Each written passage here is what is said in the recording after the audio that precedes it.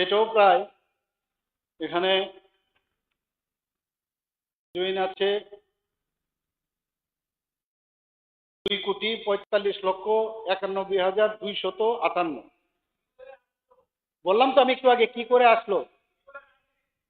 আরে এগুলো তো বললাম এখানে কিভাবে আছে, আপনি বললাম কোন কোন জায়গা থেকে আছে, ট্রেনে আছে, তো অ্যারেস্ট হচ্ছে, তো অ্যারেস্টের সংখ্যাটাও আপনাকে আমি বলে দিই। পরে আরো আছে যে 2022-23 এখন অব্দি অনেকে এই বিষয়ে ধরে তো সবই ডেইলি নিউজ পেপারে দেখেন।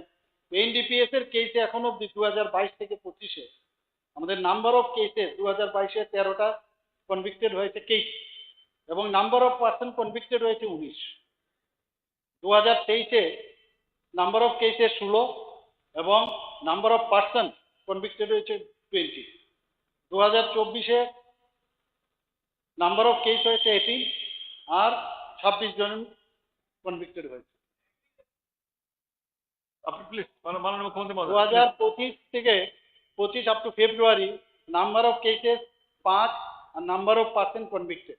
তো এখন অব্দি টোটাল নাম্বার অফ কেসেস 52 এবং নাম্বার অফ পার্সন কনভিক্টেড 70। চলছে কাজ, নজরদারি চলছে, বাড়বে নিশ্চয়ই, আগামী দিনে আরো বাড়বে। এই কাজগুলো তো আমরা করছি। কেউ চাইবে না যে ত্রিপুরাতে এই ধরনের নেশা চলুক এখানে সারা জীবন, সেটা তো চাইবে না কেউ। রেফারেন্স পিরিয়ড সপ্তমটি উত্থাপন করেছিলেন মাননীয় সদস্য শ্রী রঞ্জিত দেব বড় মহোদয়। আমি পূর্ত উদ্দিন ব্যাংকের ডিডব্লিউএস দপ্তরে ভারপ্রাপ্ত মাননীয় মন্ত্রী মহোদয় অনুরোধ করছি বিষয়বস্তুর উপরে। স্যার এটা লে আউট করে দেন। ওকে ওকে ফাইন, লে আউট ফাইন। অষ্টমটি উত্থাপন করেছিলেন মাননীয় সদস্য শ্রী সুবোধ দেব বর্মা মহোদয়। স্বাস্থ্য দপ্তরের ভারপ্রাপ্ত মাননীয় মন্ত্রী অনুরোধ করছি নিম্নোক্ত বিষয়বস্তুগুলো বিবৃতি দেওয়ার জন্য। স্যার লে আউট করে দিলে ভালো হবে। Fine fine. Somebody should learn from মানে আপনাদের অ্যাটিটিউডটা। ডিস্ট্রাকশন নোটিশ এখানে ছিলেন নির্মল বাবু এবং শ্রীরাম উদাস মহোদয়রা এনেছিলেন, যেহেতু ওনারা নেই ওনাদেরটা অটোমেটিক বাতিল হলো। ওনাদের যেহেতু আমরা তো সুদীপ বাবু যে এনেছিলেন সেদিন এনেছিলেন, এর আগে তো ওনারা এনেছিলেন। এটা আপনি স্যার একটু এলাও করুন। আমারটা শুনুন প্লিজ, আমি কি বলছি শুনুন না। তো নির্মল বাবুটা রামদাস বাবুটা তো অ্যাকসেপ্ট হয়েছে, তাই না? সেদিন তো আমরা জানতাম না যে ওনারা চলে যাবেন, তাই আমরা অ্যাকসেপ্ট করেছিলাম। আপনার কিছু বলার আছে? একদম প্রিসাইজ করবেন। ঠিক আছে, আমি বলে দেব। ওকে বলবে। এখন দ্বিতীয় দৃষ্টান্ত নোটিশ উত্থাপন করেছে মাননীয় সদস্য বিশ্বজিৎ কলি মহোদয়। বিষয়বস্তু হলো প্রত্যন্ত।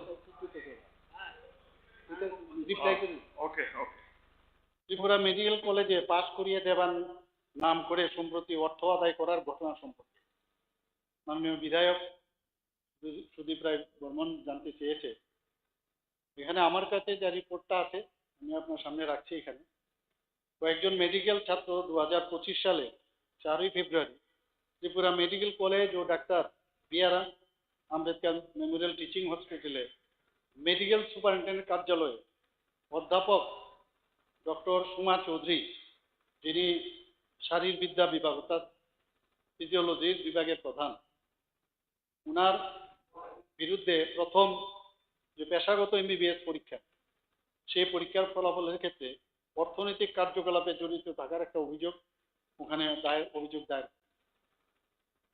ত্রিপুরা সরকারের মেডিকেল শিক্ষা বিভাগের দায়িত্বপ্রাপ্ত পরিচালক ত্রিপুরা মেডিকেল কলেজ পরিদর্শন করেন এই বিষয়ে এবং বিষয়টি অবিলম্বে তদন্ত করে প্রয়োজনীয় ব্যবস্থা গ্রহণের জন্য কলেজ কর্তৃপক্ষকে নির্দেশ দেন। পরবর্তী সময়ে জানা গেছে যে 2024 সালের নভেম্বর মাসে অনুষ্ঠিত প্রথম পেশাগত বিদ্যালয় পরীক্ষায় যারা অকৃতকার্য হওয়া 3 জন এমবিবিএস শিক্ষার্থী, নাম গোপন রাখা হয়েছে এখানে, অধ্যাপক ডক্টর সুমা চৌধুরীর বিরুদ্ধে অর্থের বিনিময়ে পরীক্ষায় পাশ করিয়ে দেওয়ার প্রতিশ্রুতি দেওয়ার অভিযোগ দেয়। অধ্যাপক ডক্টর সুমা চৌধুরীর এই অনৈতিক কাজ সম্পর্কে ত্রিপুরার একাধিক স্থানীয় দৈনিকে সংবাদ প্রকাশিত হয়েছিল এবং এই যে প্রাপ্ত তথ্য এবং অভিযোগের ভিত্তিতে অপরাধ দমন শাখা থানায় একটি এফআইআর দায়ের করে, যা 12/2/2025 তারিখে অপরাধ দমন শাখা পিএস মামলা নম্বর 2025 TPCV 001 হিসাবে নথিভুক্ত হয়। মামলাটি ভারতীয় দণ্ডবিধির 308 ধারা এবং দুর্নীতি প্রতিরোধ আইন 1988 এর সাথে 11 ধারায় রুজু করা হয়। এফআইআর এর তদন্ত চলমান রয়েছে ক্রাইম ব্রাঞ্চে। ত্রিপুরা মেডিকেল কলেজ কর্তৃপক্ষ অধ্যাপক ডাক্তার সুমা চৌধুরীকে 7/2/25 তারিখে অবিলম্বে সাময়িক বরখাস্ত করে এবং তার বিরুদ্ধে আনীত দুর্নীতির অভিযোগ সম্পর্কে ব্যাখ্যা চেয়ে শোকজ নোটিশ দেওয়া হয়। শোকজের জবাবে উনি অস্বীকার করেন এবং উনি দাবি করেন যে তিনি কয়েকজনের কাছ থেকে ঋণ নিয়েছিলেন এবং সুদসহ সেই ঋণ পরিশোধ করেছেন।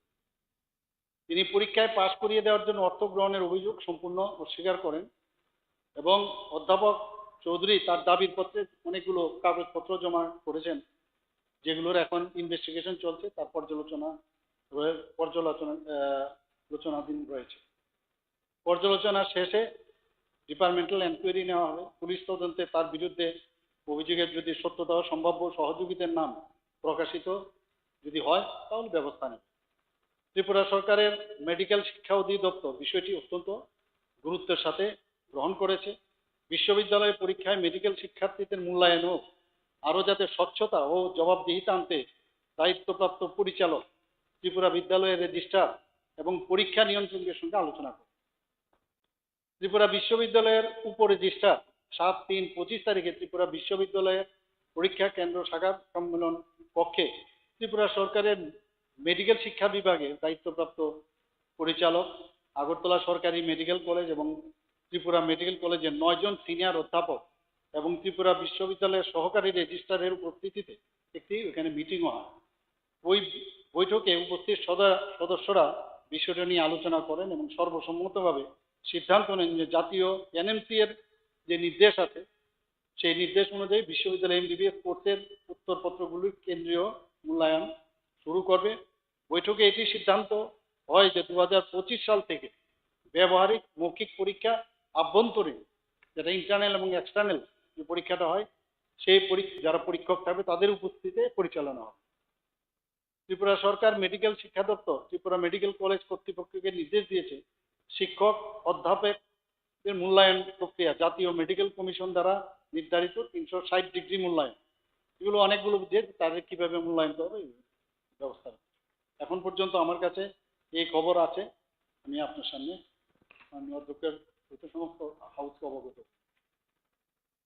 মাননীয় আমি ছোট্ট একটা মাননীয় অধ্যক্ষ মহোদয়, মাননীয় দপ্তরের মন্ত্রী বিশ্বাস করেন যে একা সোমা চৌধুরী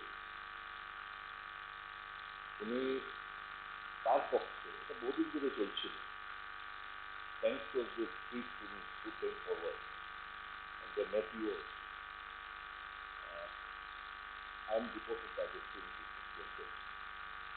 তো এরা এসে আপনার কাছে আমরা নাইট কি আপনার সিওদের হাতে তদন্ত করার জন্য আপনি জিম্মা দিয়েছেন। বেশ ফেব্রুয়ারি মাসের ঘটনা, প্রাণী কিছু এভিডেন্সের ভিত্তিতে ওয়াই সোমা চৌধুরী তার নামে এজাহার হলো, কেন তাকে অ্যারেস্ট করা হলো না। টাকা স্টুডেন্ট থেকে এইচডিএফসি ব্যাংকে টাকাও ঢুকেছে, টাকা স্টুডেন্টদের তরফ থেকে এই এইচডিএফসি ব্যাংকের মধ্যে টাকাও ঢুকেছে সোমা চৌধুরী। এই তারপরে আরো এখানে অ্যানাটমি ডিপার্টমেন্টের এইচওডির কাছে in presence of CEO and GM Tripura medical college বলা হয়েছিল এদেরকে পাস করিয়ে দেওয়ার জন্য। এক্সটার্নাল মণিপুর থেকে যে এক্সটার্নাল এবং এই ভদ্রমহিলা anatomy HOD they both refuse to whether their statements have been recorded or not. আমার কথা হচ্ছে দুর্নীতি হয়েছে মাননীয় মুখ্যমন্ত্রী নিশ্চয়ই এখানে আমরা যারাই আছি the treasury or in opposition nobody will give indulgence, not will the administration give an indulgence. Now my question is, why do you believe that without the help of Tripura Central University or others' involvement in the TMC, one lady named Soma Chudri could avail this opportunity? This has been going on since long. Thank God some students came forward in spite of it because এরা pass করতে পারেনি, টাকা দেওয়ার পর সত্ত্বেও pass করতে পারেনি। Then the pressure was mounted upon this HOD anatomy department এদেরকে পাস করে দেওয়ার, wherein the HOD from Manipur the external and the anatomy HOD they refused, they declined to মানে পাস করে দেওয়া। আমার বক্তব্য হচ্ছে মাননীয় মুখ্যমন্ত্রী, আপনি একটা সিআইডি এনকোয়ারি ইনিশিয়েট করেছেন, please expedite the process and ensure the culprit, we all know কি কারা কারা সঙ্গে জড়িত। Now whether the CID will finish off the inquiry in a befitting manner and take to task all those involved in this nefarious act of passing students out of money এবং university এবং Tripura medical college তাদের একটা unholy নেক্সাসটাকে alert করবে কিনা মাননীয় মুখ্যমন্ত্রীরা দয়া করে জানাবেন। মাননীয় অধ্যক্ষ মহোদয়, মাননীয় বিধায়ক মহোদয় যে বিষয়টা এনেছেন, দেখুন এখানে তো রিপোর্ট যেহেতু বলেছে আমি সেইভাবে পাঠ করেছি, আসলে তো আমি ঘটনাটা যখনই জেনেছি সাথে সাথে আমি স্বতঃপ্রণোদিত হয়ে কিন্তু বিষয়টা আমি মানে খুব সিরিয়াসলি দেখার জন্য সেই অনুযায়ী কিন্তু ক্রাইম ব্রাঞ্চ সেটা হাতে নিয়েছে, ওরাও এফআইআর করেছে। তো এখন কিন্তু তদন্ত চলছে। আমি বললাম কাউকে স্পেয়ার করা যাবে না, নোবডি উইল বি স্পেয়ার, পরিষ্কার এর মধ্যে যদি দোষী হয়ে থাকে। এবং আমি স্টুডেন্টদেরকেও জিজ্ঞেস করলাম, আমার কাছে এসেছিল ওরা, আমি বললাম তোমরা পয়সা দিতে গেলে কেন, ওদের কেন দেব? বলে আমরা গরিব, এখন যদি আমরা পাস না করি, আমরা যদি পাস না করি গার্জিয়ান রয়েছে। আমি বললাম আরে তুমি পয়সা কেন দিতে গেল? এখন দুটো বিষয়, ফেল করার কারণে এখন তোমাকে পাস কি করে করাবে, সেটা তো একটা। ও চাইছে আমাকে পাস করিয়ে দে, সেটা কি করে আমরা বলবো যে না তোমাকে পাস করিয়ে দেবো? অসম্ভব। এ তো ইউনিভার্সিটির বিষয়, এক্সটার্নাল ইন্টারনালের বিষয়। পাস করার বিষয়টা কিন্তু তুমি যে বলছো যে পয়সার বিনিময়ে উনি আমাদের কথা দিয়েছিলেন, তারপর আমরা পাস করিনি, ফেল করার কারণে এখন আসছে বিষয়। তো এই ঘটনা শোনার সাপেক্ষেই কিন্তু আমি অ্যাকশন নিয়েছি এবং এখন তদন্ত সাপেক্ষ এবং nobody will be spare, that I can issue. ঠিক আছে। একদম থাকবে, থাকা উচিত এবং সেটা আমার মনে হয় কাউকে ছাড়া হবে, নিশ্চয়ই ছাড়া হবে। ওকে। দ্বিতীয় দৃশ্যগ্রহণ নোটিশটি উত্থাপন করেছেন মাননীয় সদস্য শ্রী বিশ্বজিৎ কলই। নোটিশটির বিষয়বস্তু হল প্রত্যন্ত অঞ্চলে পানীয় জল সংকট দূরীকরণে দপ্তরের প্রয়োজনীয় উদ্যোগ নেওয়া সম্পর্কে। বিশ্বজিৎ বাবু। আমি মাননীয় মুখ্যমন্ত্রীর কাছে একটু জবাব একটু চাই আর কি। বলুন। পানীয় জলের সংকট দূরীকরণে দপ্তরের প্রয়োজনীয় উদ্যোগ নেওয়া সম্পর্কে। মাননীয় অধ্যক্ষ মহোদয়, মাননীয় বিধায়ক শ্রী বিশ্বজিৎ কলই যে এখানে পোলিং অ্যাটেনশনে রেখেছে যে প্রত্যন্ত অঞ্চলে পানীয় জলের সংকট দূরীকরণে দপ্তরের প্রয়োজনীয় উদ্যোগ নেওয়া। এখানে আমরা জল জীবন মিশন যে প্রকল্প, সেটা 15ই আগস্ট 2019 থেকে যেটা এখানে শুরু হয়েছে কেন্দ্রীয় সরকারের মাধ্যমে, এবং তাতে রাজ্যের প্রায় 1193টি যে জিপি এবং ডিসি এলাকায় সেখানে আমাদের যে মোট পরিবারের সংখ্যা সেখানে 7,50,847, যার মধ্যে 19শে মার্চ 2025 ইংরেজি পর্যন্ত এখন পর্যন্ত 6 লক্ষ মানে আউট অফ 7,50,800 মধ্যে 6,41,500 সংখ্যক পরিবারে পাইপলাইনের মাধ্যমে পানীয় জলের সংযোগ দেওয়া হয়েছে, অর্থাৎ সেখানে 85.44%। এখন কিছু সমস্যা আছে এখানে, বিশেষ করে পাহাড় অঞ্চলে। সেখানে কিন্তু উদ্ভাবনী যে আমাদের ইনোভেটিভ যে প্রকল্প, সেখানে অনেক সময় সম্ভব হয় না, কারণ জল স্তর অনেক নিচে থাকাতে আমাদের যে অগভীর স্বল্প বেশের যে অগভীর নলকূপ, গভীর নলকূপ, এগুলো কিন্তু ওখানে দেওয়া যায় না। তো তারপরেও সেখানে এবং অনেক টাইম লাগে সেটা করতে গেলে। তো কিছু পাহাড়ি এলাকায় এই সমস্যাটা আছে। তো সেখানে এইসব সমস্যার কারণে এলাকার যে ছড়া, নালা, জলাধার এবং ঝর্ণা, সেগুলোকে ইনোভেটিভ প্রকল্পে এনে সেখানে কাজ চলছে এবং এখানে 85.44% দেওয়া হয়েছে। বাকি যে আমরা চাইছি যে 100% যাতে এখানে জল দেওয়া যায় সেই ব্যবস্থা আমরা জল জীবন মিশনের যে টার্গেট সেটা নিশ্চয়ই আমরা করব। এবং এখানে আমাদের যে ব্যুরো অফ ইন্ডিয়ান স্ট্যান্ডার্ড সেই অনুযায়ী সেখানে এটা আমি এখানে সবাইকে জানাতে চাই, সেখানে বলছে যে 1 মিলিগ্রাম বেশি যদি মানে আয়রন মিশ্রিত থাকে তাহলে সেখানে কিন্তু আইআরপি লাগাতে হবে। এর নিচে থাকলে কিন্তু না লাগালেও চলবে এখনের যে রিপোর্ট। তো সেই জায়গার মধ্যে আমরা কাজ করছি। অনেক জায়গার মধ্যে পানীয় জলের যে উৎস উপযুক্ত বিদ্যুৎ পরিষেবা থাকে না, তো সেখানে আমরা বিকল্প হিসাবে সৌর বিদ্যুতের যে ব্যবস্থা সেই ব্যবস্থা আমরা করছি।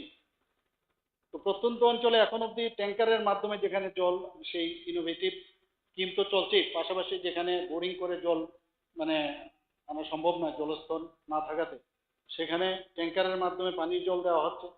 তাছাড়া চার্জিং করার জন্য যে পাম্প করে বৃষ্টির জল বা ইত্যাদি জল, সেগুলোর জন্য machinery well Mark 2 ring well এগুলো দিয়ে কিন্তু যে চার্জিংও হচ্ছে, আবার পাশাপাশি জলও সেখান থেকে নিষ্কাশিত করে মানুষকে দেওয়ার মানে ব্যবস্থা করা হচ্ছে। টিটি এডিসির ভিলেজ কাউন্সিল এখন এলাকায় মোট 1951টি গভীর নলকূপ দেওয়া হয়েছে, 5110টি স্বল্প বেশের অগভীর নলকূপ লাগানো হয়েছে, 23টি জল পরিশোধনাগার এবং 174টি ইনোভেটিভ স্কিম সেখানে স্থাপন করা হয়েছে।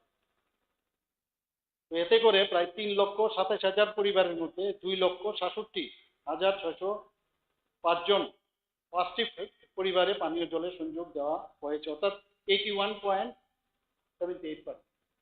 তো টিটিএডিসি ভিলেজের যে সকল পাড়ায় এখনো জলের উৎস কাজ সম্পন্ন হয়নি সেগুলো পরিকল্পনা চলছে, যেটা আমি বললাম। এখন পর্যন্ত যে 606টি গ্রাম পঞ্চায়েত এবং 587টি টিটিএডিসি ভিলেজ কাউন্সিলে যে পানীয় জল সরবরাহ করার যে কার্যকরী পারিবারিক ট্যাপ সংযোগ, সেগুলো 166টি গ্রাম পঞ্চায়েত এবং 102টি ভিলেজ কাউন্সিল 100% সেখানে কিন্তু জল দেওয়া হয়। 172টি গ্রাম পঞ্চায়েত 146টি ভিলেজ কাউন্সিলে 90 থেকে 100% দেওয়া হয়, অর্থাৎ যে কার্যকারী পারিবারিক ট্যাপ সংযোগ।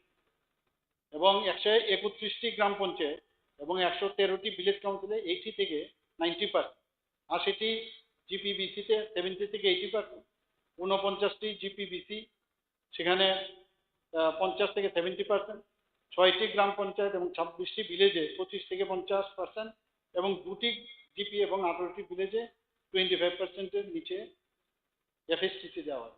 তো সেইভাবে জল দেওয়ার যেগুলো হয়নি সেখানেও চেষ্টা চলছে। আর এই বিষয়গুলো আপনার সামনে আমি এই হাউসের সামনে রাখলাম। Thank you. মানে আমি কয়েকটা শেয়ার করতে চাইবো। অ্যাকচুয়ালি আমরা দেখা গেল জল জীবন মিশন আসার পরে যেখানে যেখানে জল প্রবলেম ছিল এটা মোটামুটি সলিউশন হয়ে গেছে, কিন্তু যেখানে প্রত্যন্ত অঞ্চল সেখানে আগে থেকে জলের সমস্যা আছে, এখনো আছে, যা মাননীয় মুখ্যমন্ত্রী বলেছেন আমি এগ্রি করি। সেখানে বোরিং করার উপর জল পাওয়া যায় না, সেখানে ইনোভেটিভ স্কিম করার জন্য ডিপার্টমেন্ট থেকে অনেক অ্যাপ্লিকেশন দেওয়া হয়েছে, কিন্তু এরকম কোনো আমরা উদ্যোগ এখনো দেখা যায়নি। যেমন আমার টাকাগুলা অঞ্চলে অনেকগুলো আছে গ্রাম যেখানে কোনো বোরিং করার স্কোপ নেই, সেখানে ইনোভেটিভ স্কিম করার জন্য অনেকগুলো প্রসেস আছে, কিন্তু ডিপার্টমেন্ট থেকে অনেকবার কিছু দেওয়া হয়েছে। যেমন বরদুয়ার বড়মরা হাতে কতটা পাশে একটা পাড়া আছে, প্রত্যেকবার এটা তারা জল নিয়ে আবার ওই কলস নিয়ে আবার আন্দোলন করতে হয়।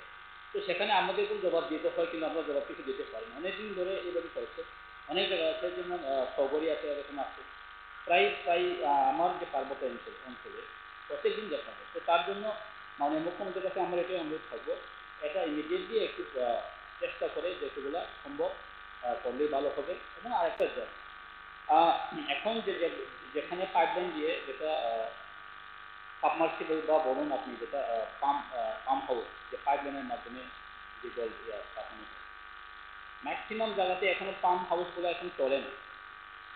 কোনো জায়গাতেই মানে নিয়ার 60% এখন আমার টাকাগুলো অঞ্চলেই বলুন, মানে ম্যাক্সিমাম পাম্প হাউসে এখন কিছু চালু হয়নি। তো তার কিছু কিছু কারণ আছে, যেমন আমি আমার দেখেছি লাস্ট ইয়ারে পাম্প হাউসিং টেন্ডার হয়েছে, যে টেন্ডার হয়েছে প্রায় 50 লাখ টাকা, তো টেন্ডার ভ্যালু মাইনাস লেস 49% দিয়ে লেস করে কাজ করছে। তো তার ফলে যে কোয়ালিটি মেনটেন করার কথা ছিল সেভাবে কোয়ালিটি মেনটেন হয় না। অনেক পাইপগুলো নিচে যাওয়ার কথা ছিল কিন্তু এটা হয় না। রাস্তার পাশে রান্নার রাস্তা একদম খনন না করেই তারা কিন্তু পাইপ দিচ্ছে। তো গাড়ি যাওয়ার ফলে এগুলা সব মানে লিকেজ হয়ে তো সেভাবেই প্রবলেম চলছে। তো সেখানে আমি তো অ্যাপ্রিসিয়েট হয়েছে মাননীয় মুখ্যমন্ত্রী যে যতগুলো রিপোর্ট দিয়েছেন, কিন্তু রিপোর্টের মধ্যে আমরা কিন্তু ডিপার্টমেন্ট থেকে এরকম কোনো এখন মানে স্মুথলি কাজটা পাওয়া যাচ্ছে না। তো তার জন্য আমি ডিপার্টমেন্টকে এটাই বলতে চাই যথাসম্ভব এটাকে একটু নজর দিয়ে দেখলে ভালো হয়। ঠিক আছে। যেহেতু ইনোভেটিভ স্কিমের কথা বলছি, মাননীয় মুখ্যমন্ত্রীর দপ্তর নয় বলছি, এরকম যদি থাকে যেমন আপনি বলেছেন ছয়গড়িয়া বা এরকম এগুলো থাকে লিস্ট দেবেন, আমরা ইমিডিয়েটলি উইল টেক আপ দেবেন, এটা দেবেন। শুধু আপনি নয়, যারাই এরকম আছে লিস্ট দিলে সুবিধা। ঠিক আছে। দ্বিতীয় দৃষ্টি আকর্ষণ একটু উত্থাপিত করেছেন। মাননীয় অধ্যক্ষ মহোদয়, জাস্ট ওয়ান, এই যে পানীয় জলের যে সংকটের ব্যাপার, government is trying no doubt, কিন্তু একটা জায়গায় আমি ফ্ল দেখেছি, এটা হলো জনপ্রতিনিধিদের বাদ দিয়ে ডিডাব্লিউএস এর ইঞ্জিনিয়াররা নিজেই লিস্ট করবেন, নিজেই কাজ তৈরি করবেন, কি করে হবে? I think what they should do is গ্রাম লেভেলে বা ব্লক লেভেলে জনপ্রতিনিধিদের সাথে বসে একটা ফাইনাল একটা সার্ভে রিপোর্ট নিয়ে ওইটার উপর কাজ করে। যেমন মাননীয় মুখ্যমন্ত্রী বলছিলেন, ইনোভেটিভ প্রক্রিয়াটাও অনেক জায়গায় ফেল হচ্ছে। আমি অফিসারদের কাছে অনুরোধ করব, what is innovative? Innovation is আফগানিস্তানে গিয়ে ইনোভেট কিভাবে করতে হবে ওইটা ওইখানে গিয়ে বলুন। ভারতবর্ষের ইনোভেশন আফগানিস্তানে লাগবে নাকি? ইনোভেশনটা যেখানে দরকার ওইখানকার মতো করে করবে। এটা অফিসাররা কিন্তু they have to be very serious. The মন্ত্রীরা গিয়ে ইনোভেশন করবে নাকি? and they should not take decision on their। যেমন আমার এলাকায় আমাকে একটা আলোচনা ছাড়া সবগুলো লিজ দিয়ে দেবে, কি করে জলের সমস্যার সমাধান হবে? সো মাননীয় মুখ্যমন্ত্রীর কাছে আমার অনুরোধ থাকবে, just tell the department officer they should take the lease from the public utilities. Thank you. মাননীয় অধ্যক্ষ মহোদয়, মাননীয় মন্ত্রী উনিমেষ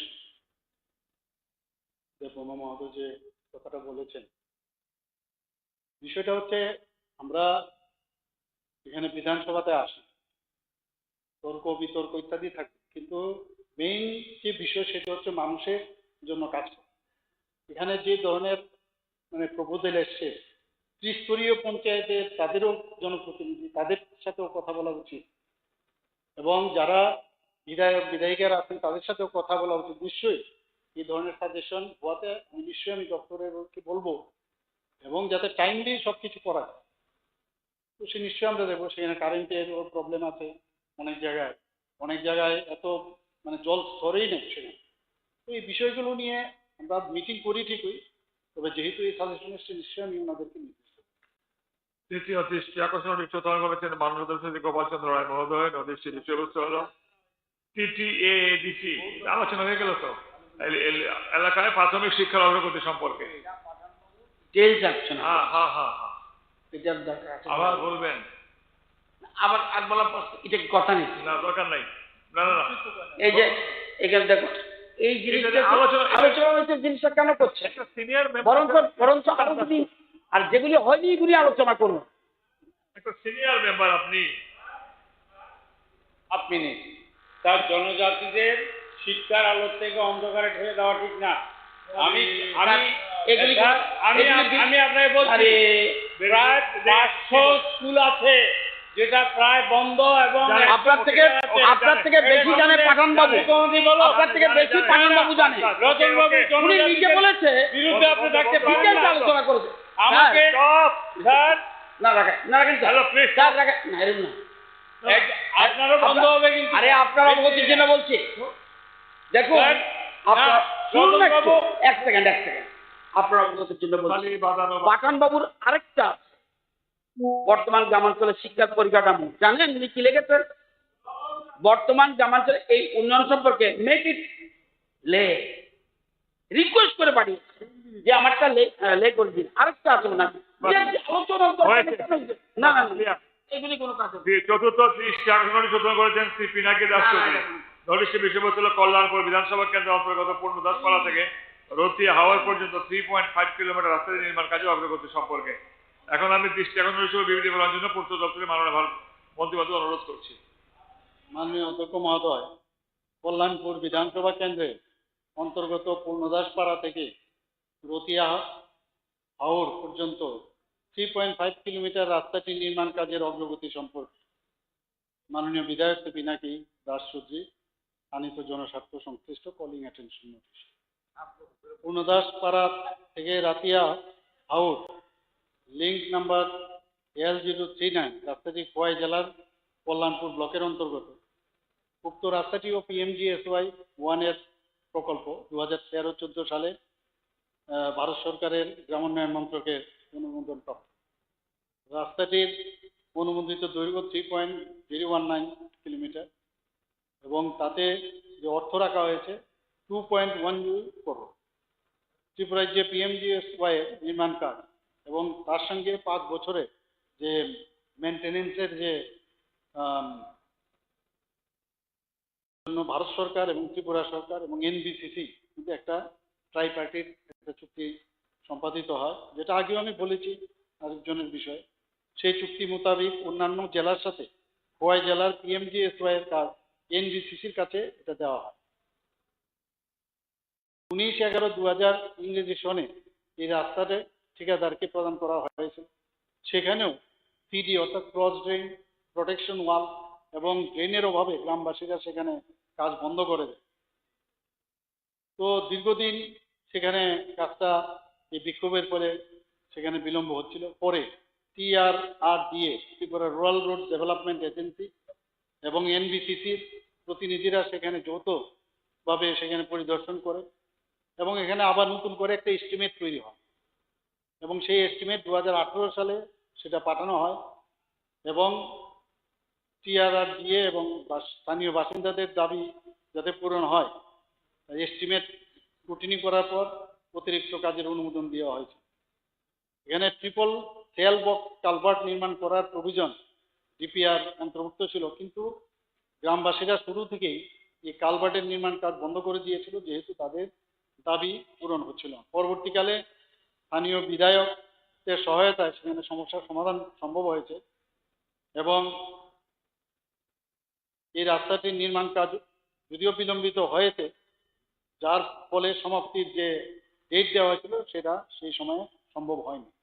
পরবর্তী সময়ে সেটা অর্থ প্রদান যখন দেওয়া হলো, বাকি যে টাকাটা দরকার ছিল সেই টাকা দেওয়ার পরে সেই কাজটা আবার কন্ট্রাক্টরকে দেওয়া হয়েছে।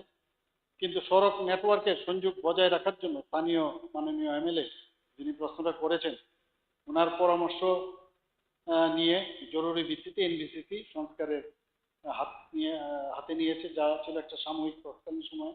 এখন সেটা আবার অবস্থাটা খুবই খারাপ হয়ে যায়।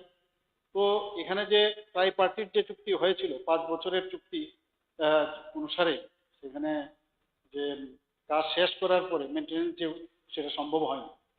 এখন আবার সেটা এজ ইজ ওয়ের বেসিসে আমাদের 29/11/2024 আমরা PWD সচিব সেটাকে নোটিফিকেশনের মাধ্যমে এখন PWD সেটা করবে এবং তার জন্য 2 কোটি টাকা একটা এস্টিমেট প্রস্তুত করা হয়েছে এবং রাজ্য সরকার এখন সেটা রক্ষণাবেক্ষণ এবং সমস্ত ব্যয়ভার বহন করবে এবং আমি আশা করি যে 2025-26 অর্থ বছরের যে সংস্কার করার লক্ষ্যমাত্রা রয়েছে এই কাজ সম্পূর্ণ করা হবে।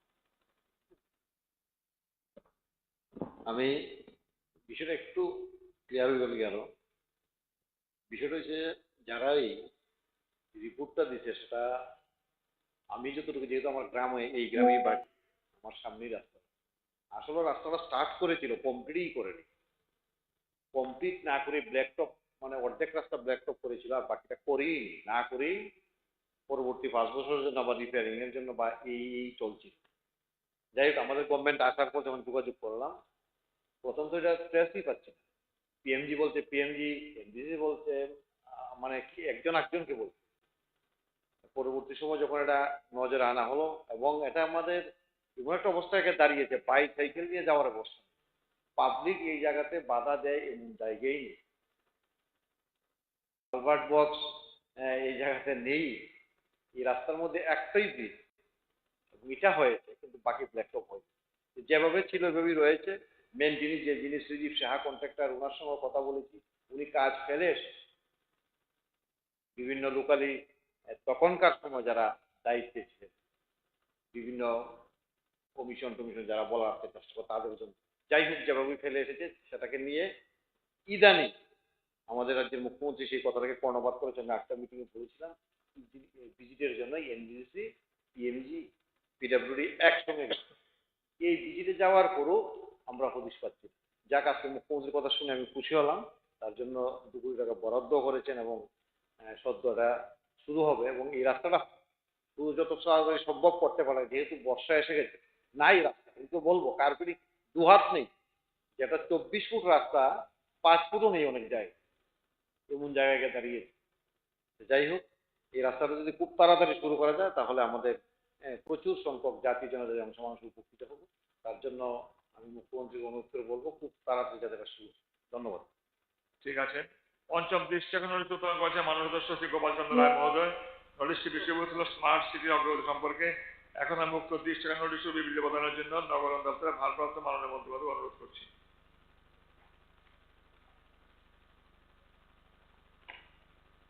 মাননীয় অধ্যক্ষ মহোদয়, মাননীয় বিধায়ক শ্রী গোপাল চন্দ্র রায় কল অ্যাটেনশন নোটিশ হচ্ছে আগরতলা স্মার্ট সিটির অগ্রগতি সম্পর্কে।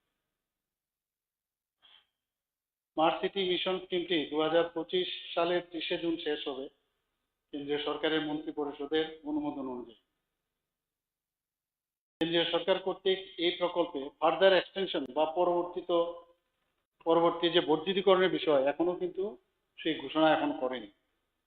আগরতলা শহরের জন্য স্মার্ট সিটি মিশনের মোট প্রকল্প হচ্ছে 541.04 করোড়। এখন পর্যন্ত স্মার্ট সিটি মিশনের অধীনে কেন্দ্রীয় শেয়ার হিসাবে 490 কোটি টাকা আমরা পেয়েছি, এবং রাজ্য শেয়ার দিয়েছে 51.04, যা কেন্দ্রীয় রাজ্য সরকারের মধ্যে 90:10 অনুপাতে বিভক্ত। স্মার্ট সিটি মিশনের অধীনে মোট 65টি প্রকল্প গ্রহণ করা হয়েছে, যার মধ্যে এখন পর্যন্ত 62টি প্রকল্প সম্পন্ন হয়েছে এবং 3টি প্রকল্প এখনো বাস্তবায়নাধীন রয়েছে।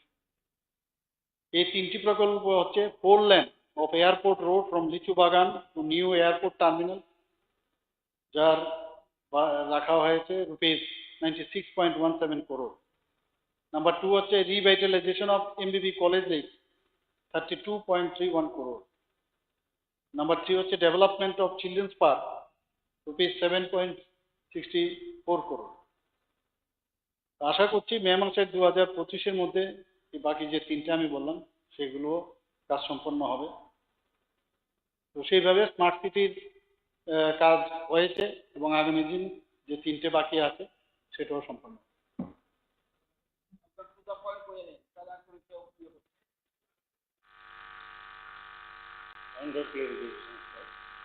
So far my knowledge full, আমাদের এলাকায় যেটা হাওড়া খাল আছে, রামটাপুর বয়স থেকে আরম্ভ করে একটা খাল আছে, এটা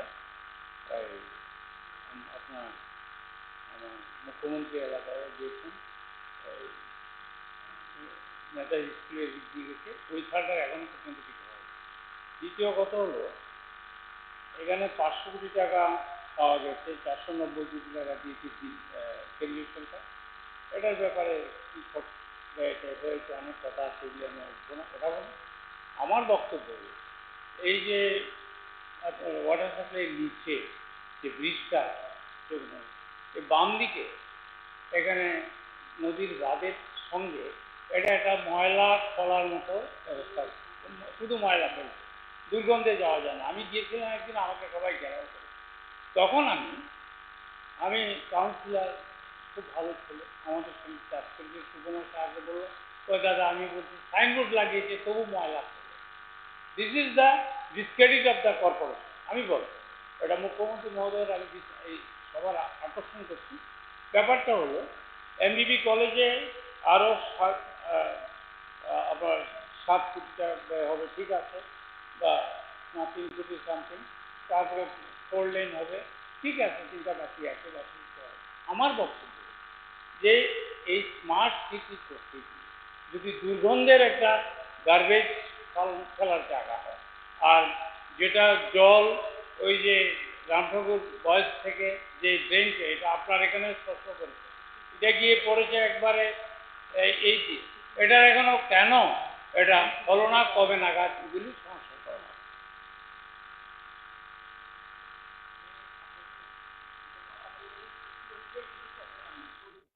এখন আপনার কোনো সাজেশন আছে? এই যে না, রতন বাবু আপনি যদি বাস না দিতে চান বৃহস্পতিবারে আসবেন, আমি স্পেসিফিক করলাম স্মার্ট সিটি ময়লা খোলা হয়েছে, এটা ড্রেন এখনো হয়নি, এখানে ফ্লাড হচ্ছে, ঢুকাই চললাম।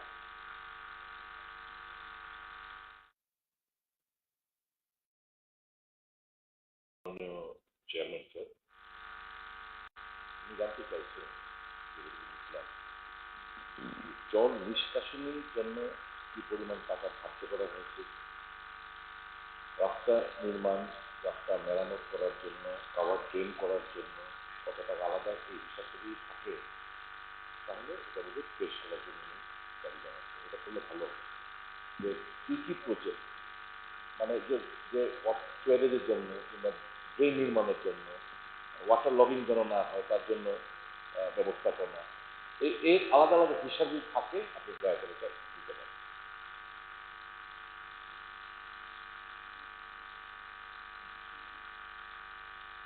মাননীয় চেয়ারম্যান মহোদয়, এখানে মাননীয় বিধায়ক গোপালবাবু এবং মাননীয় বিধায়ক সুদীপবাবু যেটা বলছেন, একটা তো আমি উত্তর দিয়ে দিচ্ছি। আপনি যে জায়গাটা বলছেন সব কাজ কিন্তু স্মার্ট সিটির আন্ডারে না, অনেকগুলো কিন্তু অনেকটা বিভিন্ন স্মার্ট সিটির বাইরেও এএমসির তারাও কিন্তু কিছু কাজ হয়। এএমসি মানে স্মার্ট সিটি এরকম না কিন্তু। এক, 2 নম্বর হচ্ছে এখানে আমার কাছে পুরো যে কোন কোন প্রজেক্টে কি কি আছে সব, কত টাকা খরচ সব আছে, কিন্তু এটা আমি ইচ্ছে করলে লে করে দিতে পারি, কারণ এগুলো তো ওই সুয়েজ থেকে আরম্ভ করে সব আছে, এখানে সব দেওয়া আছে, আমি লে করে দিই। এই ষষ্ঠ দৃষ্টি আকর্ষণী মাননীয় পাঠানলাল কি লে করবেন না আলোচনাটা? কারণ আগে তো এটা আলোচনা হয়েছে। লে করে দিন, ঠিক আছে, থ্যাংক ইউ। এবং সপ্তম দৃষ্টি আকর্ষণী নোটিশটি উত্থাপন করেছেন মাননীয় সদস্য শ্রী শম্ভুলাল চাকমা। এটা আলোচনা করব।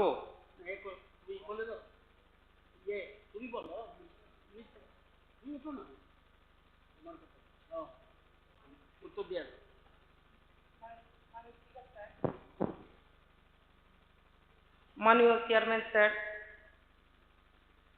মাননীয় বিধায়ক শম্ভুলাল চাকমা মহাশয় যে কলিং অ্যাটেনশন নোটটি এনেছেন সেটি হলো বাঁশবেত ভিত্তিক শিল্পকে আরও বেশি করে আকর্ষণীয় ও লাভজনক করতে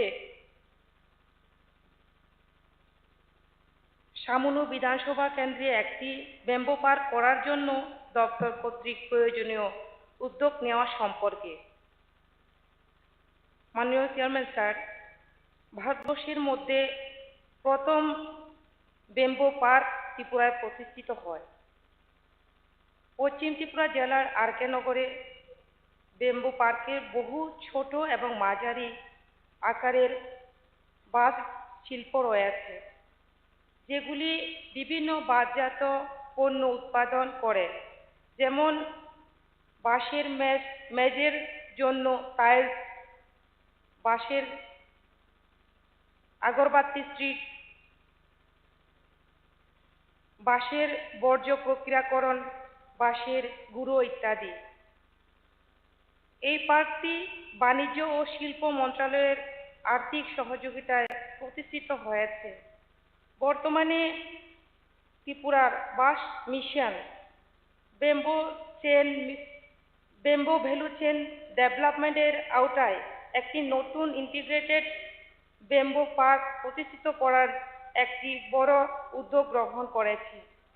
এই প্রকল্পটি জাতীয় বাঁশ মিশন এবং এশিয়া উন্নয়ন ব্যাংকের সহযোগিতায় বাস্তবায়িত হবে। নতুন ইন্টিগ্রেটেড বেম্বো পার্কটি ত্রিপুরার উত্তর জেলায় সমতল 40 একরেরও বেশি জমির উপর প্রতিষ্ঠিত হবে। এই প্রকল্পের জন্য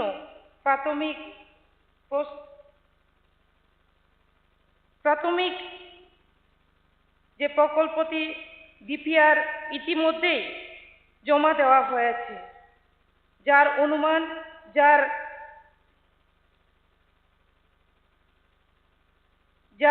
ব্যয় হবে 162.92 কোটি টাকা এবং এটি চূড়ান্ত অনুমোদনের জন্য অপেক্ষমান রয়েছে।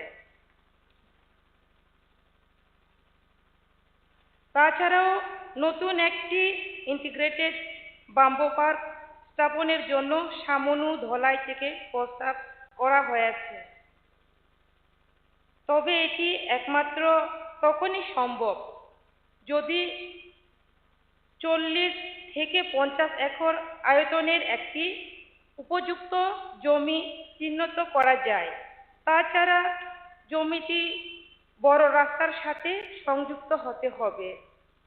উপযুক্ত বিদ্যুৎ পরিষেবা, পাশাপাশি কাঁচামাল তথা বাঁশবাগান এবং নিকটবর্তী বসবাসযোগ্য এলাকা থাকা প্রয়োজন, যাতে ভবিষ্যতে বেম্বো পার্কে কাজের জন্য যথেষ্ট মানব সম্পদ নিশ্চিত করা যায়।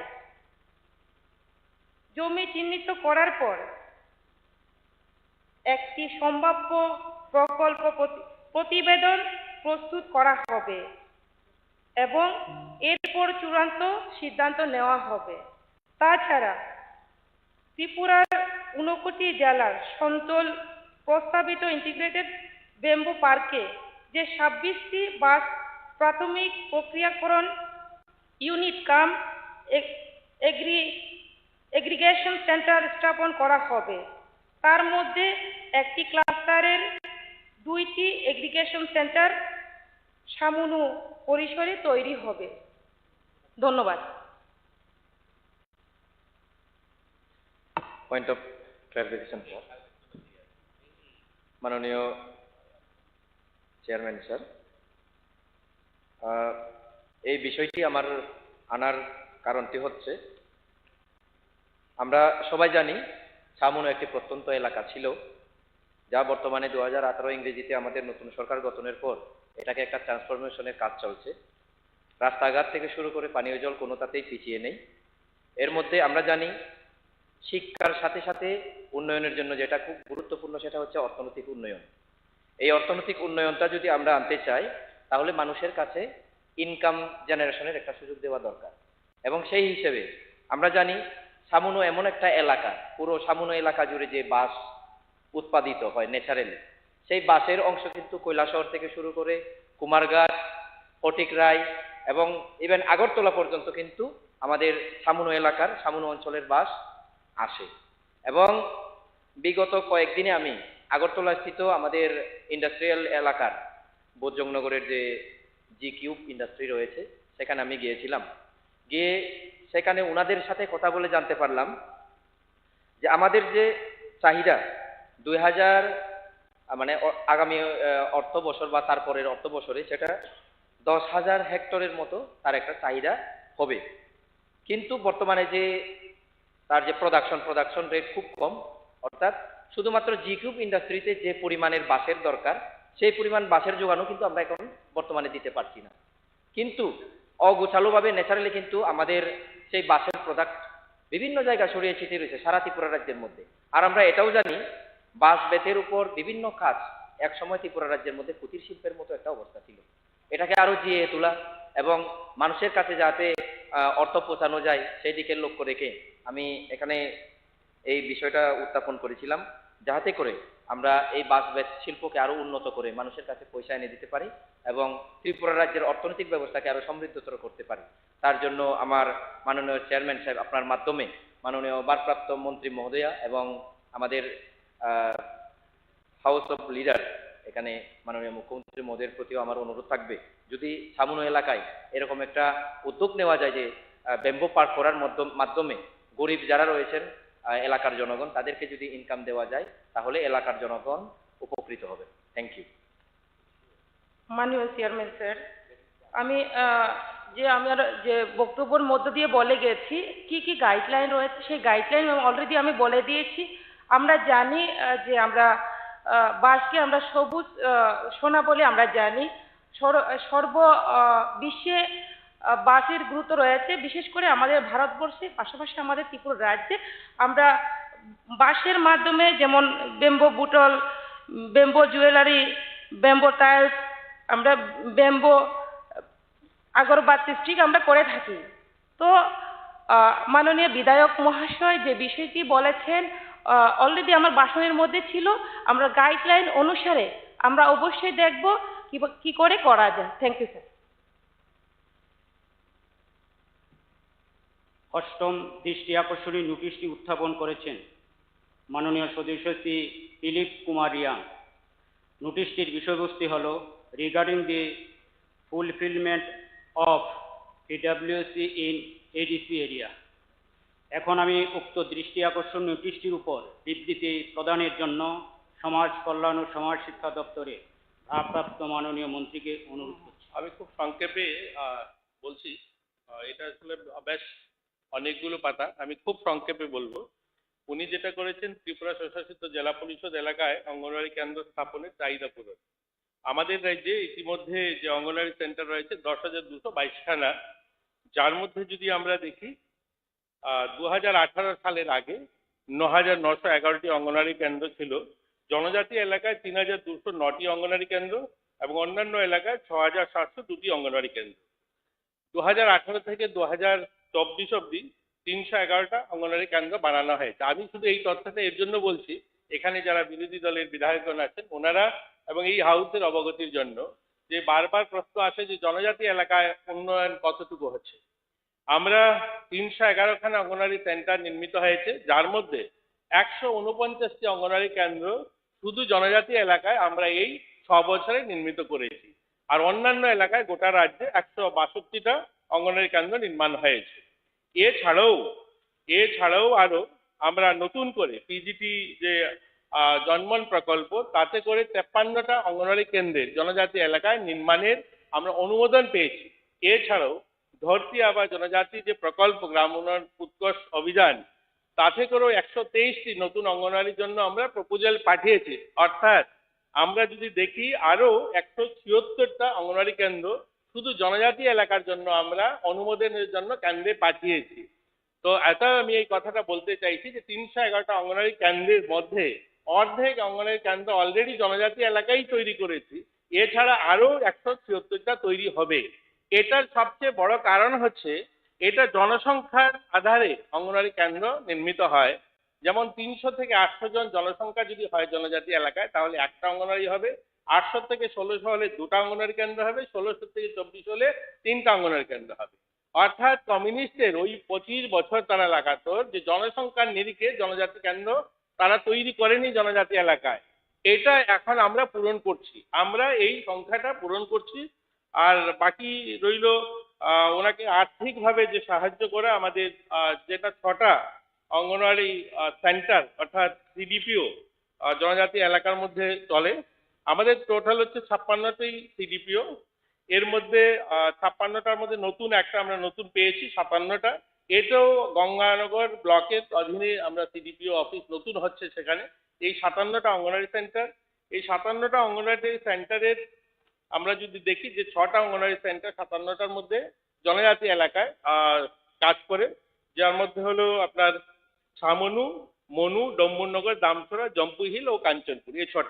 এই 6টার জন্য 2024-25-এ আমরা যে অর্থ দিয়েছি 32 কোটি 11 লক্ষ টাকা আমরা দিয়েছি। তার মধ্যে 14,59,00,000 টাকা দিয়েছি প্রশাসনিক খরচা এবং গাড়ি ভাড়া, পেট্রোল, ডিজেল এই সমস্ত বাবদ, এবং 2,24,00,000 টাকা দেওয়া হয়েছে অঙ্গনওয়াড়ি কেন্দ্রের ইনসেন্টিভ বাবদ, 21 লক্ষ অঙ্গনওয়াড়ি কেন্দ্রে গ্যাস সংযোগ বাবদ 9 লক্ষ টাকা দেওয়া হয়েছে, মোবাইল রিচার্জ বাবদ 27 লক্ষ টাকা দেওয়া হয়েছে, এবং কমিউনিটি ইভেন্ট বাবদ 7 লক্ষ টাকা, অঙ্গনওয়াড়ি কর্মী সহায়ক পেনশন বাবদ 10 লক্ষ টাকা, মাতৃপুষ্টি উপহার বাবদ 35 লক্ষ টাকা, ট্রান্সফার ফান্ড 1.5 কোটি টাকা অর্থাৎ 1.5 কোটি টাকা দেওয়া হয়েছে। এই সমস্ত মিলে আমরা যদি দেখি যে আমাদের জনজাতি এলাকায় 3 বছরের যে অর্থ আমরা দিয়েছি সেটা আমি লে করে দিচ্ছি এখানে।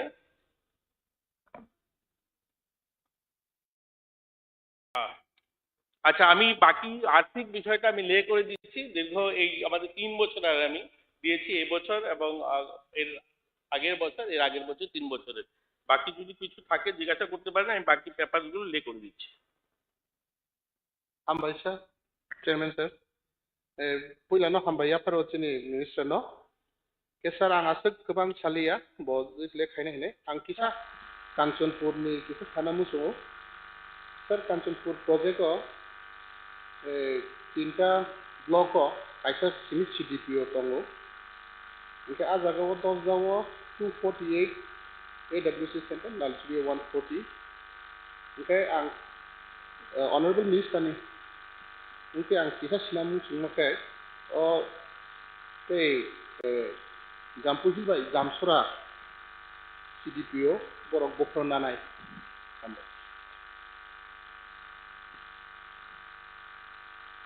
মাননীয় চেয়ারম্যান স্যার, উনি যেটা বলেছেন আসলে ওই ট্রান্সলেটরটা কাজ করেনি, তো আমি যতটুকু বুঝেছি ওনার বিধানসভার অন্তর্গত লালজুড়ি ব্লক এবং দশদা আরডি ব্লকের অধীনে যে 329টা অঙ্গনওয়াড়ি কেন্দ্র আছে এই সম্বন্ধিত বিষয়। ইনি এর আগেও একটা কোয়েশ্চনে এসেছিল ওনার, সেটার উত্তর দেওয়া হয়নি। তো 32টা অঙ্গনওয়াড়ি কেন্দ্র হচ্ছে আমাদের লালজুড়ি আরডি ব্লকে 5টি এবং দশদা আরডি ব্লকের অধীনে 32টি, মোট 37টা অঙ্গনওয়াড়ি কেন্দ্র রয়েছে। 2023-24 ওইটা ওনার এলাকায়, দুটা ব্লকে ওনার এরিয়াতে পড়ে। 2023-24 এবং 2024-25 বছরে এগুলো মেরামত করা হয়েছে এবং দশদা লালজুড়ি আরডি ব্লকের অধীনে 36টি অঙ্গনওয়াড়ি কেন্দ্রের মধ্যে আমরা 27টি অঙ্গনওয়াড়ি কেন্দ্র নতুন হয়েছে এবং 2টি পুরনো অঙ্গনওয়াড়ি কেন্দ্র তারও মেরামতের জন্য আমরা দিয়েছি। বাকি বিষয়টা আমি লে করে দিচ্ছি এই সমস্ত পেপারগুলো। নবম দৃষ্টি আকর্ষণী নোটিশটি উত্থাপন করেছেন মাননীয় সদস্যা শ্রীমতী অন্তরা সরকার দেব। নোটিশটির বিষয়বস্তু হল রাজ্যে বাড়ি বাড়ি রান্নার পাইপলাইনের গ্যাসের সংযোগ বৃদ্ধি সম্পর্কে। এখন আমি উক্ত দৃষ্টি আকর্ষণী নোটিশটির উপর বিবৃতি প্রদানের জন্য শিল্প ও বাণিজ্য দপ্তরের ভারপ্রাপ্ত মাননীয় মন্ত্রীকে অনুরোধ করছি। মাননীয় চেয়ারম্যান স্যার, মাননীয় বিধায়িকা অন্তরা দেব সরকার মহোদয়া যে কলিং অ্যাটেনশনটি এনেছেন সেটি হলো রাজ্যে বাড়ি বাড়ি রান্নার পাইপলাইন গ্যাসের সংযোগ বৃদ্ধি সম্পর্কে। বর্তমানে ত্রিপুরাতে 60,559 পরিবারের বাড়িতে ডোমেস্টিক পাইপলাইন কানেকশনের মাধ্যমে বাড়ি বাড়ি গ্যাস সরবরাহ করা হচ্ছে। এই সরবরাহের কাজ PNGCL দ্বারা চালিয়ে নেওয়া হচ্ছে। Ministry of petroleum and natural গ্যাসের নিয়ম অনুসারে petroleum and natural gas regulator board থেকে PNGCL কে 2টি geographical area West Tripura and Gomati ডিস্ট্রিক্টকে পাইপলাইনের মাধ্যমে গ্যাস সরবরাহ করার জন্য অনুমোদন প্রদান করা হয়েছে এবং দ্বিতীয় পর্যায়ে ত্রিপুরার 6টি জেলাতে petroleum and natural gas regulator board দ্বারা North East gas distribution company limited নামক সংস্থাকে বাড়ি বাড়ি গ্যাস সরবরাহ করার অনুমোদন প্রদান করা হয়েছে। বর্তমানে North East gas distribution company limited pipeline বিছানোর কাজ চালিয়ে যাচ্ছে। আশা করা যাচ্ছে চলিত বছরে ডিসেম্বর মাস থেকে এই 6টি জেলাতে বিভিন্ন জায়গায় বাড়ি বাড়ি গ্যাস প্রদান শুরু করা হবে। Thank you sir. Point of clarification. মাননীয় চেয়ারম্যান মহোদয়, আমার বিধানসভা এলাকা কমলাসাগর বিধানসভার কুনাবন, রাধানগর, কমলাসাগর, দেবীপুর গ্রাম পঞ্চায়েত এলাকায় বিগত 1995 ইংরেজি সাল থেকে ওএনজিসি কর্তৃক প্রতিদিন প্রায় 14 থেকে 15 লক্ষ কিউবিক মিটার গ্যাস উত্তোলন হচ্ছে, যার বাজার মূল্য আনুমানিক মাসিক 10 থেকে 15 কোটি টাকা হবে। কমলাসাগর বিধানসভায় গ্যাস উত্তোলিত হয় এবং এই বিধানসভার লেম্বুতুলি গ্রাম পঞ্চায়েতে এই গ্যাস পরিশোধিত হয়। তারপর এই গ্যাস গেইল, পালাটানা, নেপকো এবং টিএনজিসিএল এর কাছে বিক্রি করেন।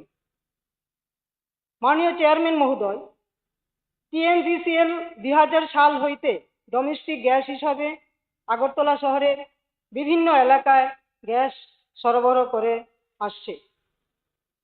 মহোদয়, কমলাসাগর এলাকায় গ্যাস উত্তোলিত হয়, অথচ সেখানকার মানুষও রান্নার পাইপলাইন গ্যাসের সুবিধা থেকে বঞ্চিত। এটাই এমনও নয় যে কমলাসাগর বিধানসভা কেন্দ্রে জনগণের পাইপের মাধ্যমে গ্যাস সংযুক্তিকরণের ধার্য মূল্য দেওয়ার ক্ষমতা নেই। মাননীয় মন্ত্রীর কাছে আমার অনুরোধ থাকবে, যত দ্রুত সম্ভব কমলাসাগর বিধানসভায় যেন বাড়ি বাড়ি রান্নার পাইপলাইনের মাধ্যমে গ্যাস সরবরাহ করা হয়। মানুষ যেমন বিশাল সংখ্যক উপকৃত হবেন, তেমনি সরকারের রেভিনিউ বাড়বে। তাছাড়া কমলাসাগর এলাকায় সরকারি অনেক খাস জমি ব্যবহার করে এবং উত্তোলিত গ্যাসের মাধ্যমে গ্যাস ভিত্তিক ক্ষুদ্র বা মাঝারি শিল্প স্থাপনের লক্ষ্যে প্রয়োজনীয় পদক্ষেপ নেওয়ার জন্য এবং এলাকার বাস্তব পরিস্থিতি সরজমিনে খতিয়ে দেখার জন্য অতি শীঘ্র একটি কমিটি গঠন করার জন্য আমি মহোদয় এই সভায় আবেদন রাখছি। মাননীয় চেয়ারম্যান মহোদয়, এই দাবি শুধু কমলাসাগর বিধানসভা এলাকার জন্য নয়, এর মাধ্যমে পার্শ্ববর্তী অন্যান্য বিধানসভা এলাকা এবং সামগ্রিকভাবে রাজ্যেরও উন্নতি হতে পারে। এই ব্যাপারে প্রয়োজনীয় উদ্যোগ নেওয়ার লক্ষ্যে আমি মাননীয় মুখ্যমন্ত্রীজির নিকট বিনীত আবেদন রাখছি। ধন্যবাদ। মাননীয় চেয়ারম্যান স্যার, আমাদের যে gas base industry will be set up by private company as per gas production of availability in future. আগামীতে আমরা যেটা আমরা জানি যে আমাদের সমগ্র ত্রিপুরা রাজ্যে গ্যাসের প্রয়োজন রয়েছে এবং যেটা আমি অলরেডি ব্রিফিং করেছি টিএনজিসিএল এর বিষয় নিয়ে, যেটা আমাদের ওয়েস্ট ত্রিপুরাতে আমরা 6000-এরও বেশি আমরা হাউস হোল্ডারকে আমরা নতুন কানেকশন দেব। তো সর্বোপরি টিএনজিসিএল এর যে আমাদের ত্রিপুরা রাজ্যে আমরা 16,600 নতুন আগামী যে 3 বছরে আমরা দেব। পাশাপাশি যেহেতু গ্যাস ইন্ডাস্ট্রি সেটা প্রাইভেট কোম্পানি, তো আমরা যখনই পর্যাপ্ত পরিমাণে হবে আমরা সেটা আগামীতে প্রয়োজন বশত দেখব। ধন্যবাদ sir. Point of clarification, Chairman sir. Gorong Chairman, that connection, just pipeline of Sakata Kisama Sadan. Yes, the collection, German Agotolo, yes, but Gulagati didn't sort and the South area. Or the Ganuka, yes, but we will see that the economy get that Haimani or into Gauti area in Kalayo and Chairman sir in the Madame and Bonganazet, Montreal, Montana, They have to गावदे ओरैनो guess line थायो जिहेतु गावदि बादे area थाय गोबां माजे खालाम माने अरबो पाइप लाइन कानेक्शन नांगौ आं बिनिखायनो পয়েন্ট অফ ক্লিয়ারিফিকেশন আমাদের কমলাসাগর বিধানসভায় তো প্রত্যেক দিন কত কত ঠিক আছে, এটা তো আলোচনা গ্যাস উত্তোলন হচ্ছে তো মাননীয় মন্ত্রীটা আলোচনা মানে করবেন। পর্যাপ্ত পরিমাণ হলে দেবে কিন্তু ওই বিধানসভায় তো দিতেই হবে কারণ ওইখানেই গ্যাস উঠছে প্রত্যেক দিন। মাননীয় চেয়ারম্যান স্যার, আমি এখানে অলরেডি এই বিষয় নিয়ে আলোচনা করেছি। আমি বলেছি কি যে আমাদের টিএনজিসিএল এর আমাদের উদ্যোগ আমরা আগামীতে যে ৬,০০০-এরও বেশি হাউস হোল্ডারকে আমরা কানেকশন দেব। তার পাশাপাশি আমরা পুরো ত্রিপুরা রাজ্যে ১৬,৬০০ ৩ বছরের মধ্যে আমরা কানেকশন দেব। তো আমাদের পুরো ৮টি জেলাতেই আমরা যে আমাদের টিএনজিসিএল থেকে শুরু করে গ্যাস আমাদের যে রয়েছে, তো আমরা বিভিন্নভাবে চেষ্টা করছি যাতে প্রতিটি জায়গাতে দেওয়া যদি সম্ভব হয় আমরা চেষ্টা চালিয়ে যাচ্ছি যাতে দিতে পারি। Thank you sir. দশম দৃষ্টি আকর্ষণীয় নোটিশটি উত্থাপন করেছেন মাননীয় সদস্য শ্রী সুদীপ রায় বর্মন। নোটিশটির বিষয়বস্তু হল for immediate filling up of all vacant post. এখন আমি উক্ত দৃষ্টি আকর্ষণীয় নোটিশটির উপর বিবৃতি প্রদানের জন্য অর্থ দপ্তরের ভারপ্রাপ্ত মাননীয় মন্ত্রীকে অনুরোধ করছি। মাননীয় চেয়ারম্যান মহোদয়, মাননীয় সদস্য সুদীপ রায় বর্মন মহাশয় দৃষ্টি আকর্ষণের যে প্রস্তাব immediate filling up of all vacant post, শূন্য পদ সম্বোধন সাধারণত আমরা বলতে গেলে হয় যদি কেউ অবসরে চলে যায় বা স্বেচ্ছায় অবসর নেন অথবা কেউ যদি কর্মরত অবস্থায় মারা যান, তার ফলশ্রুতি হিসাবে সে পদগুলি খালি হয় এবং সেগুলোকে শূন্য পদ বলে। এ প্রসঙ্গে বলতো যে স্বেচ্ছা অবসরে যাওয়ার ফলে খালি পদের সংখ্যা খুবই কম। তাছাড়া বিভিন্ন দপ্তর সময়ের সাথে তাল মিলে বিভিন্ন নতুন নতুন পদ সৃষ্টি করে থাকে। যতদিন পর্যন্ত পদ সেগুলো পূরণ না হয় সেগুলিকে শূন্য পদ হিসাবে ধরা হয়।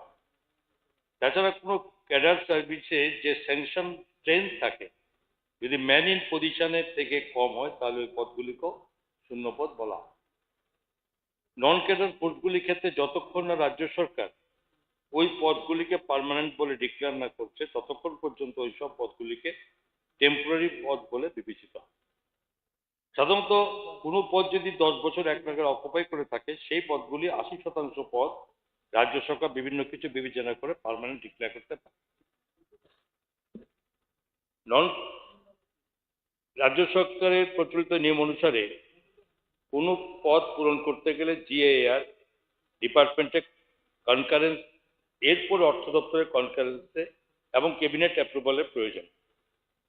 রাজ্য সরকার দপ্তরের প্রয়োজনীয়তা এবং রাজ্যের রিসোর্সের কথা মাথায় রেখে এই ফিলিং আপের পারমিশন দিয়ে থাকে। এখন আমি বলতে চাই আমরা বাজেট এট এ গ্ল্যান্স থেকে বিভিন্ন সময় অ্যাসেম্বলিতে বলি যে প্রত্যেক বছর যে প্রচুর শূন্যপদ সৃষ্টি হচ্ছে কর্মচারীদের অবসরে যাওয়ার ফলশ্রুতি হিসাবে। যে শূন্যপদগুলি আমরা সরকারে আসার পরে অবসরে যাওয়ার জন্য সৃষ্টি হয়েছিল সেখানে শূন্যপদ সৃষ্টি হয়েছে ৩১,০৫৬ এবং এর মধ্যে মানে এখানে group A, group B, group C, group D total মিলিয়ে এর মধ্যে ৬,৭৭৯টি গ্রুপ ডি পদ বাদ দিলে বাকিগুলো গ্রুপ এ, গ্রুপ বি এবং গ্রুপ সি এর মধ্যে পড়ছে। এ প্রসঙ্গে আমি বলতে চাই যখন অবসরে যাওয়ার ফলে কোনো শূন্যপদ সৃষ্টি হয় তা গ্রুপ ডি পদ বাদ দিয়ে বাকিগুলো মোস্টলি সিনিয়র লেভেলের পোস্ট থাকে এবং যেগুলি শুধু প্রমোশনের ভিত্তিতে পূরণ করা সম্ভব। আমরা ক্ষমতা আসার পর দেখলাম 2015 সালের পর সমস্ত প্রমোশন বন্ধ ছিল, যার ফলে এন্ট্রি পোস্টের ভ্যাকেন্সি তৈরি হচ্ছিল না এবং সিনিয়র পোস্টও ফিল আপ হচ্ছিল না। এর ফলশ্রুতি হিসাবে এক রকমের প্রশাসনিক জটিলতা চলছিল এবং আমরা এসে কিছুদিনের মধ্যেই অ্যাডহক প্রমোশন পলিসি চালু করে এই প্রমোশনের জটিলতা নিরসনের চেষ্টা করি। এই নতুন চাকরি দেওয়ার ব্যাপারে আমরা ক্ষমতা আসার পর 17,554টি, এর মধ্যে 1,540টি ডাইনান্সের এবং বিভিন্ন ক্যাডার সার্ভিস সহ আমরা পূরণ করতে পেরেছি। বিভিন্ন অর্থবর্ষে ডাইনান্সের 1540 আমি ডিটেলস আর বলি না, 2000 যদি বলি যে 2018-19-এ 353 জনকে দিয়েছে, 2019-20-এ 277 জনকে দেওয়া হয়েছে, 2020-21-এ 183 জনকে দেওয়া হয়েছে, 2021-22-এ 188 জন দেওয়া হয়েছে এবং 2022-23-এ 275 জন, 2023-24-এ 160, 2024-25-এ 104, টোটাল 1540।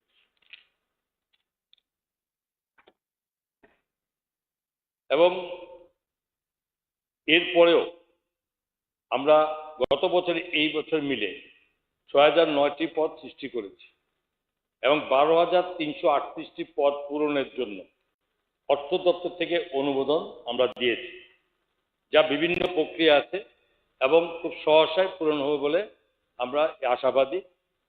এবং এই যে টোটাল 12,338টি পদ, এর মধ্যে আমি ডিটেলস তবু একটু বলেই মোটামুটিভাবে যে আমরা 200 জন জুনিয়র ইঞ্জিনিয়ার ডিগ্রি পদ টিপিএসসির মাধ্যমে ইন্টারভিউর মাধ্যমে রেজাল্ট আউট হয়ে গেছে এবং এর মধ্যে নিযুক্তি পর্যায়ে চলে আসবে। আরও 200 জন জুনিয়র ইঞ্জিনিয়ার ডিপ্লোমা পদ টিপিএসসির মাধ্যমে নিয়োগ প্রক্রিয়া আছে, যা আগামী কিছুদিনের মধ্যে নিযুক্তি পর্যায়ে চলে আসবে বলে আশা করি।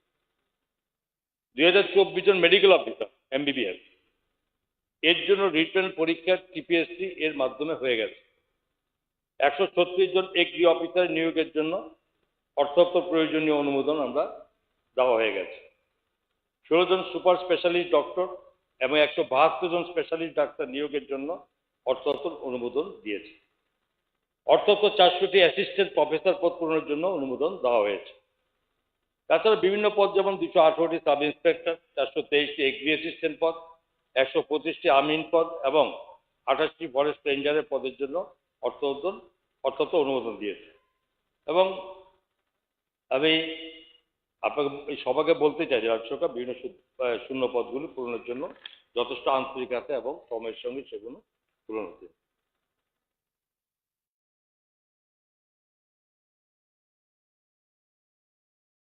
মাননীয় অধ্যক্ষ মহোদয়, খুব ইম্পর্টেন্ট একটি ইস্যু, আপনি অনুরোধ করব একটু সময় দেওয়ার জন্য। স্যালারি অ্যান্ড ওয়েজেস, মাননীয় মুখ্যমন্ত্রী আপনি একটু ব্যাপারটা দিয়েছেন। স্যালারি অ্যান্ড ওয়েজেস 2000 এই গত 3টে অর্থ বছর যদি আমরা ধরি, 2023 এবং 24 অর্থ বছরে অ্যাকচুয়াল এক্সপেন্ডিচার হয়েছিল 29.98%। অ্যাকচুয়াল এক্সপেন্ডিচার 23-24, 24-25-এ রিভাইজ এস্টিমেটে সেটা গিয়ে 25.75 কমেছে রিভাইজ এস্টিমেট। এবার 25-26 বাজেট এস্টিমেটে এটা দিয়ে দাঁড়িয়েছে 25.26%। তাহলে আমার 23-24 শুরু হলো 29.98 অ্যাকচুয়াল, আর এবার রিভাইজে 25.26 হচ্ছে বাজেট এস্টিমেটে। তার মানে -4.72%, 4.72% আনুমানিক 700 কোটি টাকা মতো খরচ কম হচ্ছে স্যালারি অ্যান্ড ওয়েজেস। এমপ্লি প্রুভ যে শূন্য পদ থাকার সাথে এগুলো পূরণ হচ্ছে না।